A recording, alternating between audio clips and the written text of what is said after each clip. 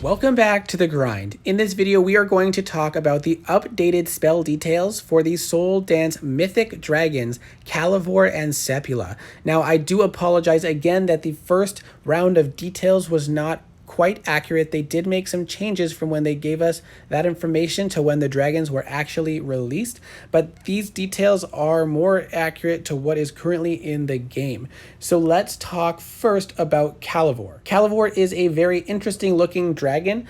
Some people aren't the biggest fan of it, but I find that it's pretty interesting. It even looks pretty cool in game. So Calavore is the Mythic Dark Hunter, and this is a very fun hunter to fly, but he is quite challenging to use effectively. So the spells on Calavore are his passive Sin Eater allows the dragon to always begin the battle with full rage, which is a very useful a passive to have, especially as a follow-up dragon in case you get mage drained and then you struggle with any follow-up dragons. It also, on destroying towers, grants the dragon 33% of a bar of rage, so 0.33 a bar of rage, and restores 7% health on tower destruction. So this is very useful as a way to maintain health pool throughout a fight, as well as rage, because this is the only way that Calavore can maintain health and rage. He has no other spells to gain rage or health back, and so he does rely on continually destroying towers in order to do that. His next spell is Dirge, which is a white active 1 rage spell that deals 2,500%, basically 25 times the attack power of the dragon to a target area. This can reliably hit 2 towers and in some setups maybe 3, but it does not have quite the radius that some of the other hunters like Gnarlith or Chomp on, I forget his name, sorry. So it will be harder, and I'm not sure if it's even possible to hit all 3 front towers on Island 3. And it does have a 9-second cooldown, which is very long, but the runes and glyphs do give cooldown reduction for Dirge. And you'll see that he can't rely primarily on Dirge, but he primarily relies on his ammo to deal damage. So we'll get into that a little bit later. The next spell is Crossover, which is a white active 1 rage spell that cloaks the dragon for 1.5 seconds and gains back 33% ammo, and he slows down briefly. After the cloak ends, the dragon deals 14% damage to nearby buildings, and then it has no cooldown. So this is a 0 cooldown cloak, but it does cost 1 rage, and you'll find that this dragon is very costly on rage, so you can't use this too much. Otherwise, you'll run out of rage and not be able to destroy towers. And if you can't destroy towers, you can't gain back rage or health from the passive. So you got to be very cautious about how you use this cloak.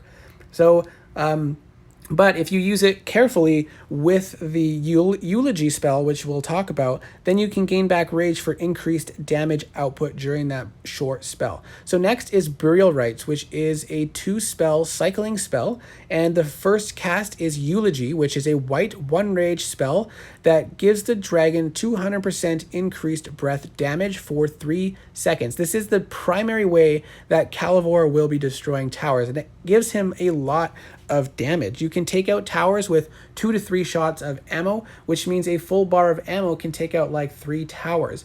Plus, if you use Crossover to blink a couple times to avoid damage, you're getting back 33% ammo each time, which gives you effectively another 1 to 2 towers destroyed, depending how many times you cloak. And then the second cast of Burial Rites after Eulogy is Wake, which is a 1 rage red spell, so you got to make sure to take out the red mages, that deals 10% of the modified HP as damage to all nearby towers and freezes them for 3.5 seconds. And then it has a 2-second cooldown before you can go back into Eulogy. Now, if you use Wake before the Eulogy duration ends, you will lose out on that damage increase, so you do want to make sure you use the full 3 seconds of Eulogy first. But then because the cooldown of Wake is only 2 seconds and it freezes them for 3.5 seconds, you can get Eulogy active again before the freeze effect stops. Also, what's great about this freeze effect is since it freezes towers, it also stops projectiles that are in the air, which can be very useful for the howitzer if you're close enough to it, as well as any super shots that were just fired by the towers. So how you fly Calavore, you have to be very cautious about rage. And so runes and glyphs will be primarily relying on rage as well as ammo, because he primarily relies on ammo for damage, and he has a way to regain ammo, so you'll get more benefit from it. So what you can do, you can fly him a couple different ways, either by opening up with Dirge and taking out the Red Mage or the Storm Tower, and then quickly activating Eulogy and spamming down 2 or 3 towers while you're coming around. And during that spam, if you're good enough with hunters and cloaking, you can blink with crossover to gain back ammo while you're doing that, and gain more ability to destroy towers, which funds back rage as well. And then once that 3 seconds ends, you can actually get through 3 to 4 towers in that time. But once it ends, then you want to use Wake to freeze any remaining towers on the front of the island, which I recommend leaving one that is not as lethal. So if there's a blue mage, then you want to use Eulogy, attack some towers, leave the blue mage, say, on the front of island 5, and then use Wake to freeze, allowing you to maintain some distance from island 4, as well as gain back some rage. And then you can use Dirge once you freeze again after. It may have a little bit longer cooldown, but you can hit with the back towers on island 4 with Dirge, and then before Wake ends, you can use Eulogy again to activate the damage bonus to destroy the blue mage you left, as well as some of the towers on the back of the island.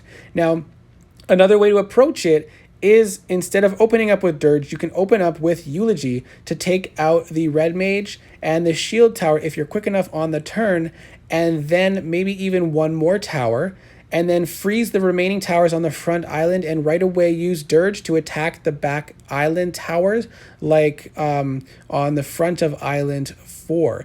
Once you do that, you can cloak if they have released some shots, but that really helps to weaken the back part of the island. And then again, you can use Eulogy to clean up the towers that you had froze on that island.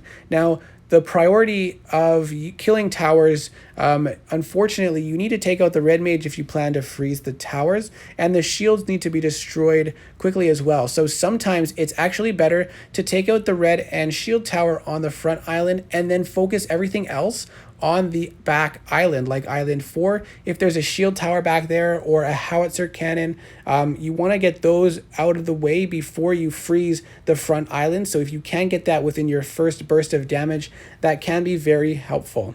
But Calavore is going to be a very challenging dragon to fly, so you'll have to be willing to invest the time and effort into practicing him, as well as rage runes will be important, and a rider with good rage regeneration like Xandra, which we just got in Atlas, so you can obtain that one if you have Atlas. So next, let's talk about Sepulla, which is a very good looking dragon. I love the design of this dragon. It's a mythic earth sorcerer, and this sorcerer relies on its summon to deal most of the damage as well as to take most of the HP. So it's a passive summon warrior that has 200% of the dragon's HP as health and 2.5% of the dragon's HP as attack damage. It also absorbs 90% of the damage received, which appears as healing in your health bar. And deathly, so this dragon primarily relies on, his spells are primarily designed to protect the summon, to allow it to deal increased damage to take out towers. So Deathly Shriek is a 2-rage white spell that freezes all towers in range for 2 seconds. Unfortunately, it's a pretty short freeze. But then towers will take 75% additional damage from all sources after being frozen. So once you use this spell, the passive deals insane damage against these towers. The next spell is Ashes to Ashes, which is a 1-rage white spell that the affected towers will deal 50% less damage and take 25% increased damage. So it's another way to increase the damage that the summon does, as well as decrease the damage that the summon takes. If you cast Ashes to Ashes a second time on the same tower, it will immediately destroy it no matter what. So it's kind of like a crumble to dust like Howset has. But it has a 4-second cooldown, which is fairly long. So you have to make sure if you're planning to do the second cast on it that you, especially for a tower on the front of an island, you want to make sure you cast Ashes to Ashes right away as you face the island so that you have time to use it a second time to destroy it. And lastly, Marigold Mark is a white 0 rage spell that marks a tower and once destroyed restores 1 rage with a 4-second cooldown. So this sorcerer has a lot going on as far as spell casting. So you have to be pretty quick with your spells, as well as you do want to swipe to deal damage because the towers will be taking a lot of extra damage. So your swipe attacks actually will deal a fair amount of damage. And because the summon can't kill all 3 front towers very quickly, you actually will have to worry about killing 1 or 2 of them, which you can do with your regular swipe attack if they don't heal it, or you'll have to use Ashes to Ashes twice to destroy them. So when you come around the corner, I usually would use Ashes to Ashes on the front towers that deal primarily the damage, and then use Deathly Shriek right away. So it freezes the tower super shots that have just been launched, as well as allows the summon to deal lots of damage. Then your second cast of Ashes to Ashes can either be used to destroy the front towers or cast on the island 4 towers at the back if you're attacking a long island, which will cause them to take more damage and deal less damage as well, which can be useful, especially if there's a howitzer that is going to deal a ton of damage to you and probably one-shot you despite the summon, because it absorbs the damage after you take it. So if you get hit really hard, you'll just die. And you always want to cast Marigold Mark as soon as you can, but you want to prioritize the towers that the summon will destroy next. So you got to learn the prioritization, which is usually mages and shield towers first. Or you can put it on a monument if you're not attacking an atlas, and then hit it with your regular swipe attack. Unfortunately, Sepulla really struggles against bases that are more than 2 islands long, especially if they're heavily defended or if there's a howitzer tower, because it really does a lot of damage and can kill you pretty quick. And if you're not close enough to the howitzer to freeze it, then you have no way to prevent taking that damage. But on short bases, this dragon works very well because the summon is very strong and heals back your lost health and can deal a ton of damage, especially after you freeze the towers. So as far as which dragon is better, I think Calavore is definitely the better mythic, but again, he's really hard to fly, so you need to be willing to put in the practice. If you're lower level and you're primarily attacking 1 island bases, then Sepulla is probably going to be a reasonable dragon to use against those bases. And I wish that Sepulla would get some adjustments to make him a little bit more useful, because currently he struggles a lot to clear longer bases, especially if they have the howitzer tower and if it's defended. But I'm not sure if there's any plans to buff this dragon yet. So you either want to wait a while to see how that goes, or just not count on it and plan to get Calavore. But I'll update you if I hear anything about a potential buff. So thanks for watching, and I will see you in the next video.